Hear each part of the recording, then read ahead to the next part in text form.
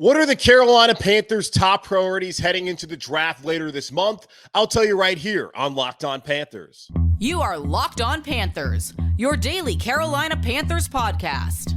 Part of the Locked On Podcast Network. Your team every day.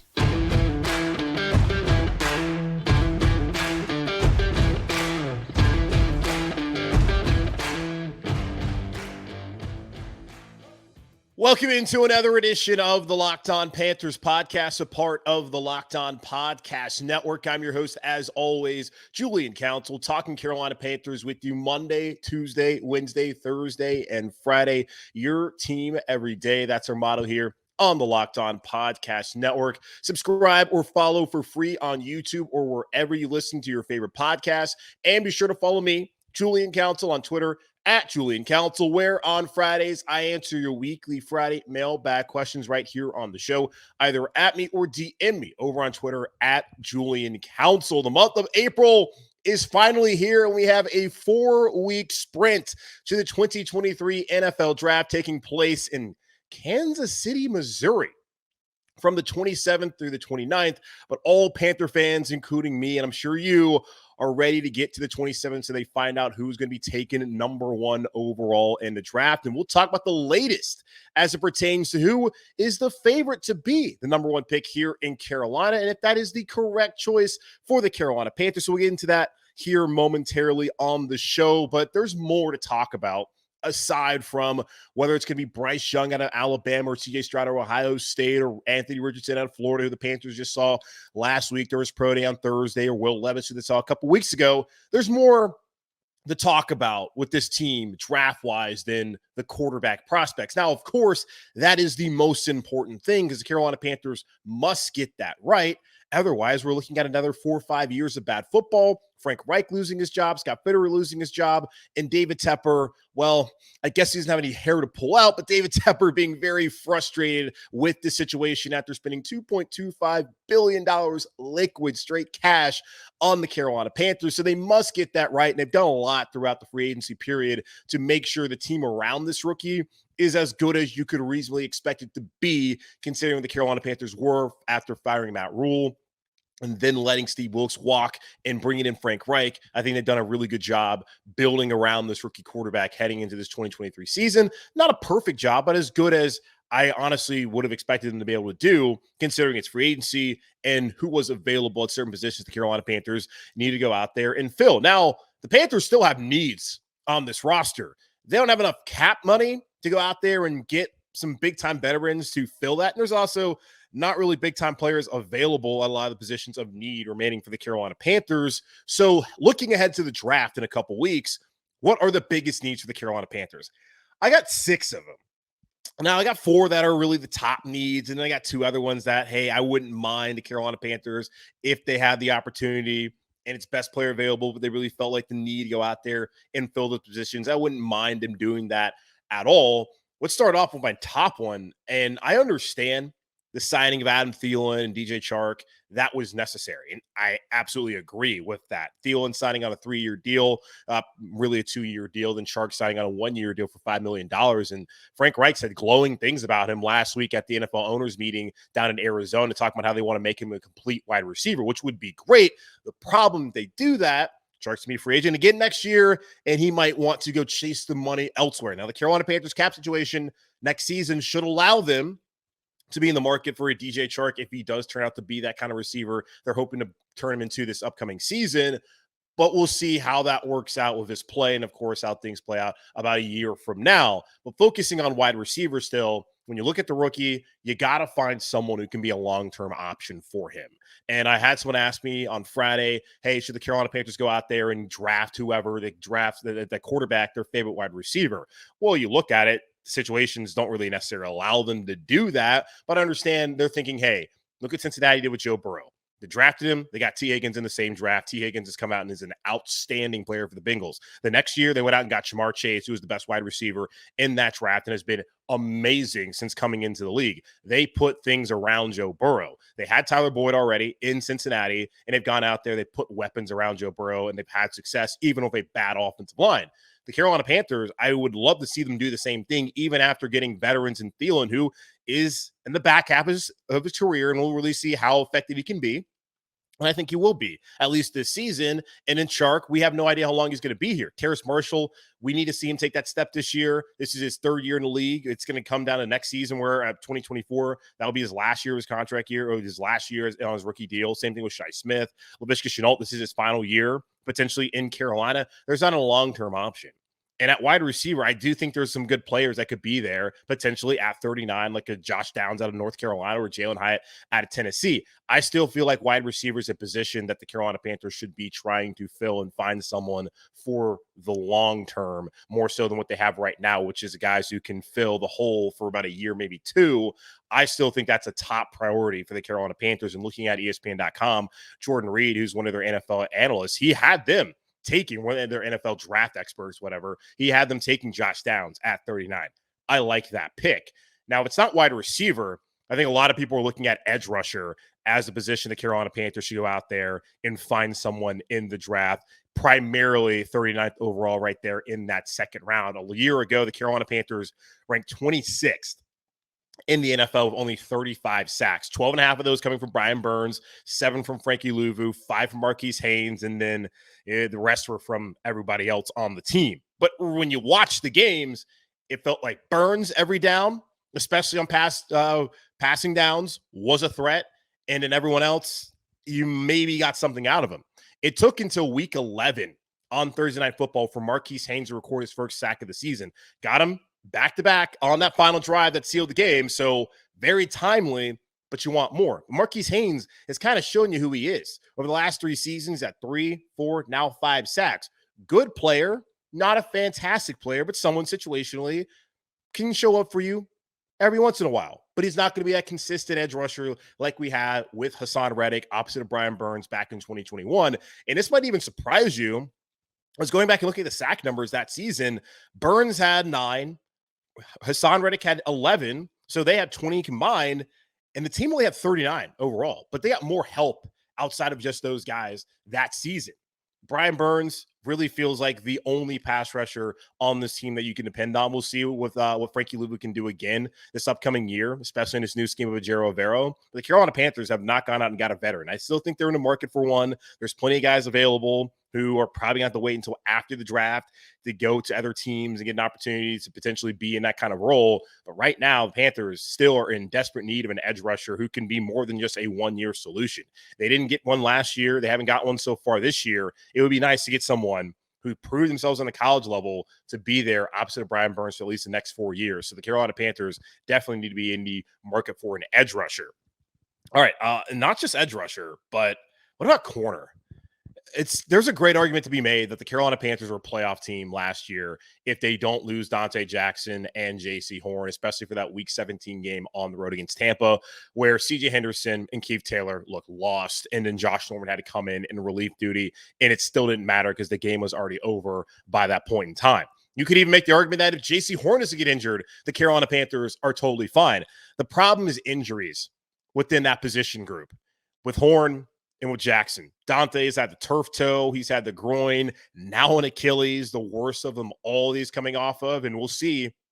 I haven't read too much about what his availability is going to look like coming up here in the next couple of weeks and months, especially as OTA's mandatory minicamp roll around. You have that concern with Dante Jackson and whether he can bounce back and be that kind of the same kind of player he's been in the past, because speed has really been a big thing with him more so than physicality. But J.C. Horn, through 2 years, he's had the foot, which is a freak injury on the turf, then just friendly fire last year with his wrist. And of course, he had like a hip issue as well that cost him a couple games. You need to find someone who can be able to step in place of those guys if and likely when they go down. Taylor, Henderson, they have not shown that. Now, it is a contract year for C.J. Henderson. I understand that.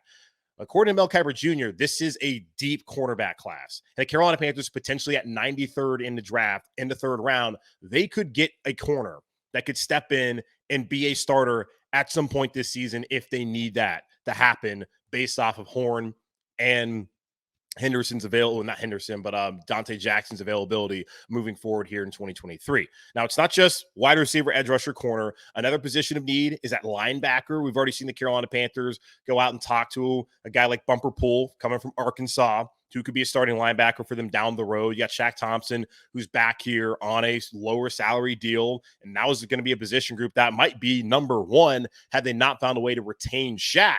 You got Shaq, you got Frankie. In this new scheme, you're going to need another inside linebacker.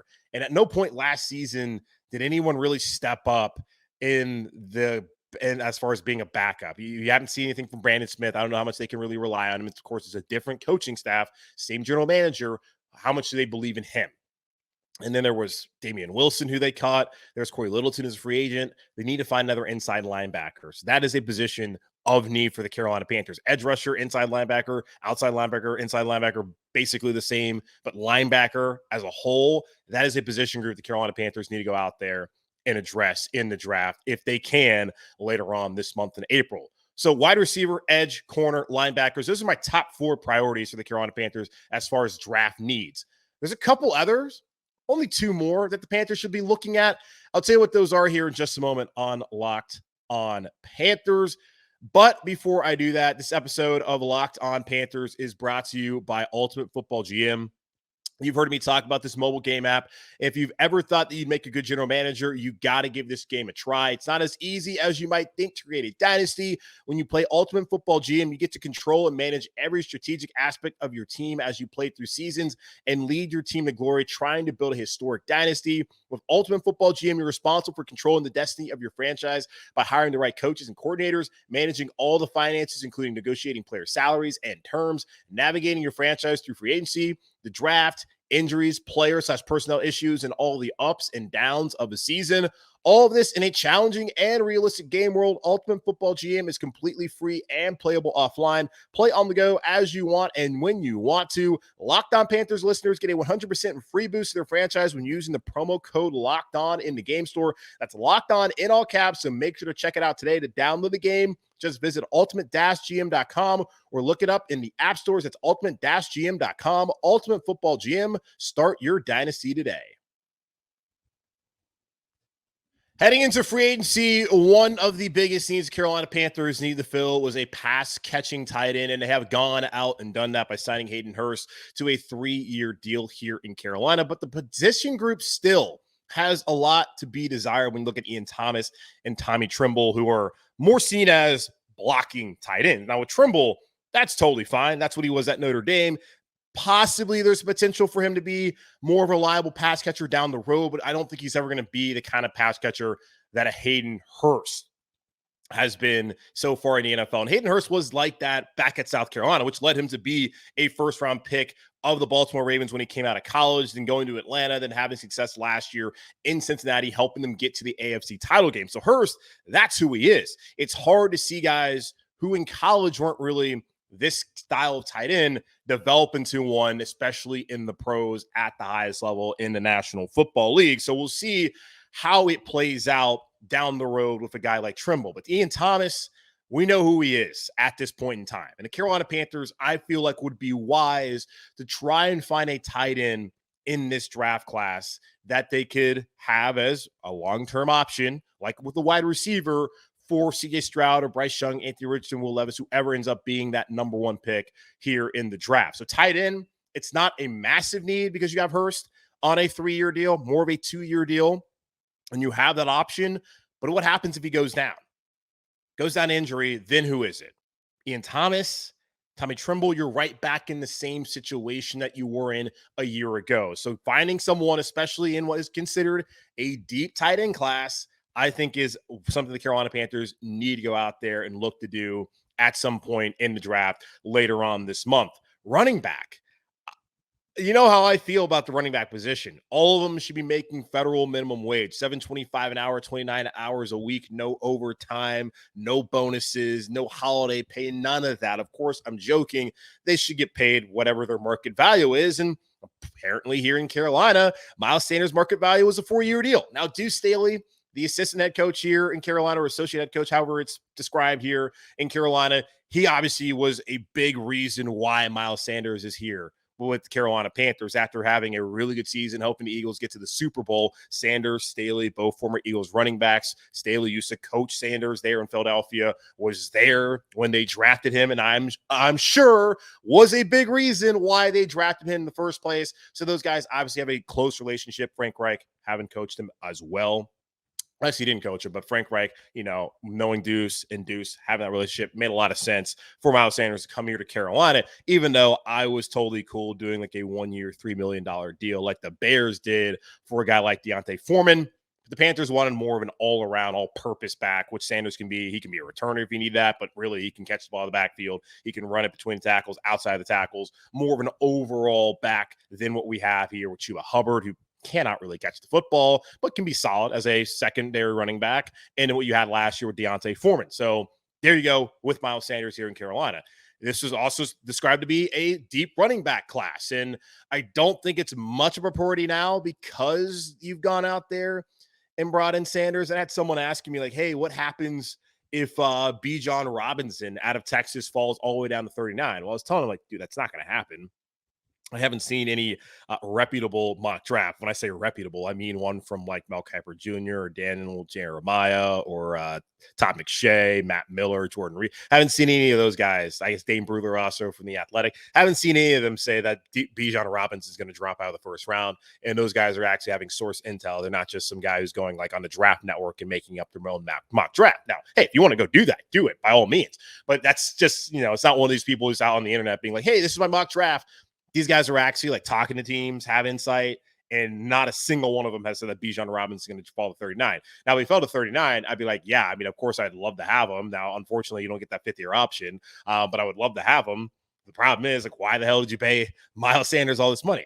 Now, the Panthers could use a bruiser. They don't have that now with Sanders and Chuba here. And, of course, D'Onta Foreman having gone to Chicago. So they could find a short yardage back, whether it be, paying them like a nickel in free agency or they could find one in the draft. I'm cool with that. But that's a very secondary need behind wide receiver and edge and corner and linebacker and tight end. And I might even need to move tight end closer up, higher up on that list, just knowing that there's not any great options outside of Hurst if he were to go down. So that's where I'm sitting at as far as secondary options. But 1 through 6, wide receiver, edge, corner, linebacker, tight end, running back. Those are the needs I'm looking at for the Carolina Panthers as they head into the draft later on this month from the 27th through 29th down there in KC Mo.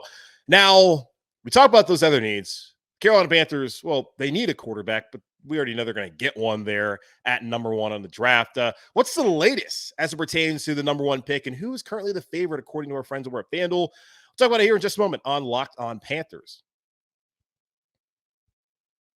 We are only 24 days away from finding out who's going to be the next quarterback here in Carolina. The hopeful franchise quarterback. The Carolina Panthers did not give up their first rounder in 2024, their second rounder in 2025, and of course this year as well. And DJ Moore, they did not give all that up to take the wrong quarterback. I certainly hope that's not the case. It feels like either Stroud or Young will be the pick here in Carolina. But what is the latest as it pertains to who the Carolina Panthers will take at number 1 in the draft? Reading ESPN.com, Dan Graziano, an NFL insider, he wrote late last week, by the way, the Carolina Panthers would have believed let me start over. The Carolina Panthers would have you believe that they moved up from number 9 to number 1 in the draft without knowing which quarterback they're taking.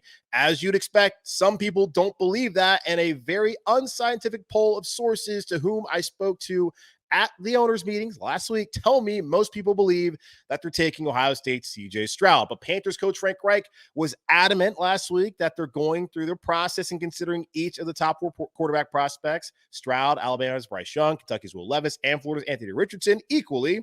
Reich was asked what he learned from his experience in the Eagles coaching staff in 2016 when they moved up to number 2 and took Carson Wentz. He said, just going through the process and knowing how important it is to be patient. You might see a throw or you might sit down with a guy and you say, I love this guy. This is it. But you just finish the process. Be patient. You've got time. We don't have to make this decision today. Stay true to the process.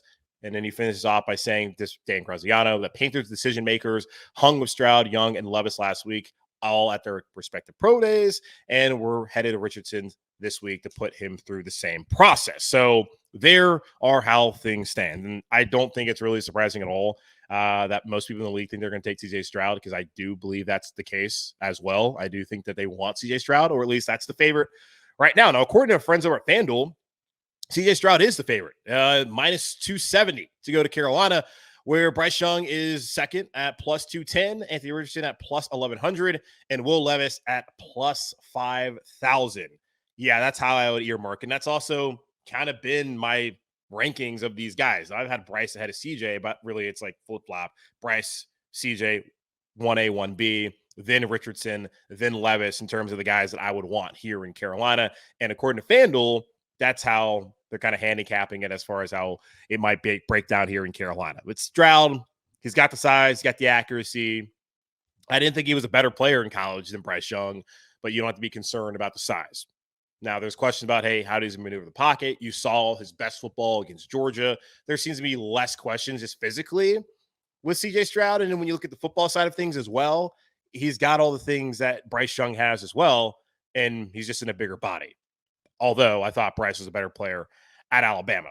So we'll see how it works out. But right now, the Panthers are believed to be taking CJ Stroud, and that wouldn't surprise me, and I don't think it would surprise you, and it shouldn't really surprise anyone at all here in the NFL draft. Now, one thing that stood out to me last week when reading Peter King's Football Morning America, Scott Fitter was telling Frank Reich while they're on the road, like, hey, don't tell me who you like. I don't want to have this conversation with you until the end, right before the draft. And that kind of goes in hand with what Frank Reich was saying about being patient throughout this process. Early on, you watched it, the first pro day with CJ Stroud, the Panthers easily could have been like, oh, yeah, that's our guy. They could be like, yeah, we don't need to go to Tuscaloosa. We got our guy right here.